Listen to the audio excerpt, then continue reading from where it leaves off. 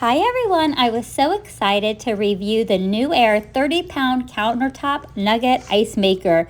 And this isn't just any ice maker, but it's the one that makes the good ice. The ice that I crave, that I usually go to the convenience store or a certain fast food restaurant just to get a fountain drink. And now I have it at home, and it was super easy to unpack and set up. You have the ability to either install it to a water line or just pour water straight into the machine. And that is the option that I have chosen for now. And the buttons on top are so easy to read. It tells you if you need to add more water. It tells you when your ice is full, and has some other great features, including a self-cleaning button.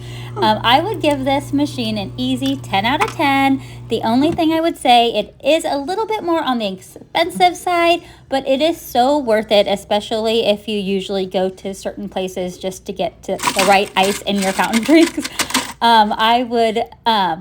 I've been able to make bags of ice with it, and I really like it. And here I am just pouring the water in. It gives you a max line.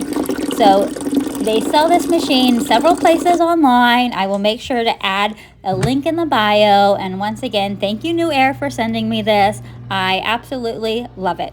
Thank you guys.